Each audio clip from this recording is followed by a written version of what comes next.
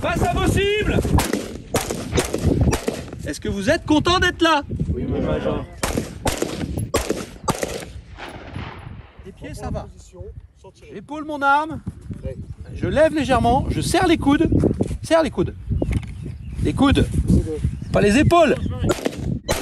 J'ai 54 ans et 80% de mes collègues sont des militaires. Donc je souhaitais connaître le métier de mes collègues. C'est ça qui m'a incité de m'inscrire à la réserve. On a des tracts quand même, c'est pour la première fois, donc c'était ça qui est plus difficile. Je pense qu'après on prend l'habitude et puis tout se passe bien. Stade 0. L'arme dans le dos.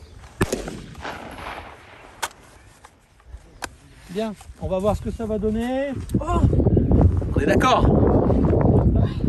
Toujours en fait le problème de compacité, de se tenir et d'avoir une position stable. Et on fait une pause. Manger, pipi.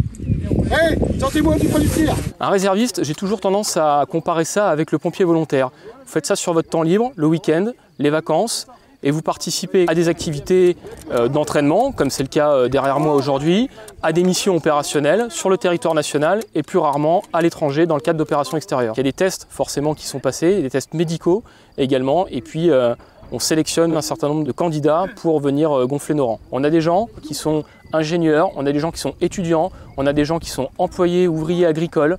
Les réservistes sont susceptibles d'être employés en tout temps, en toute heure, d'abord et en priorité sur le territoire national, pour la défense du territoire national. La plupart du temps, on fait signer des contrats de 5 ans à nos réservistes. Tous nos réservistes sont rémunérés pour l'ensemble des activités qu'ils réalisent. Très bon.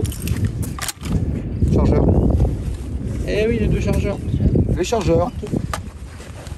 Gigot, t'en as un plein et un vide. Voilà. On a des gens qui n'ont jamais touché une arme, Ouais. qui ne savent même pas s'en servir, qui ne savent même pas à quoi ça ressemble.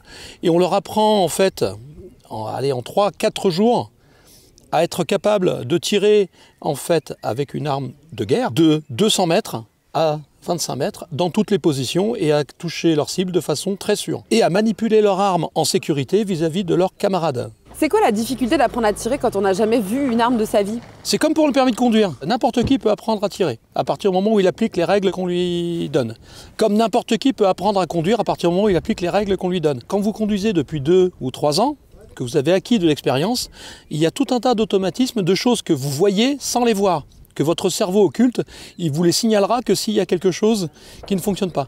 Donc la principale difficulté aujourd'hui, c'est qu'effectivement, ils ont tous les paramètres à maîtriser en même temps et qu'il leur faut le temps de le faire. Comme ils sont volontaires, ils ont envie d'être là.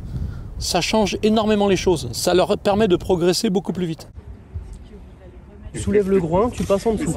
Qu'est-ce qu'on est en train de faire là? Est-ce que quelqu'un peut m'expliquer? Ils sont en train de tester les ANPVP, donc tout simplement les masques à gaz, ainsi que les tenues de protection contre tout ce qui est danger nucléaire, radiologique, bactériologique et chimique. C'est la toute première fois qu'ils font ça. Moi, dans le civil, je suis salarié agricole. Rien à voir. Rien à voir. Et qu'est-ce qui t'a donné envie de t'engager dans la réserve alors? J'ai toujours été attiré par l'armée. De base, je voulais m'engager dans l'actif, mais l'agricole a repris le dessus. Donc la réserve était le bon compromis pour mêler mes deux passions. Je suis passionné d'histoire et je pense qu'on doit tous avoir un peu un devoir de mémoire envers nos ancêtres qui sont tombés au front pour notre pays. Là, tu es en présence d'un nourrisson qui a une suspicion d'arrêt cardio-pulmonaire.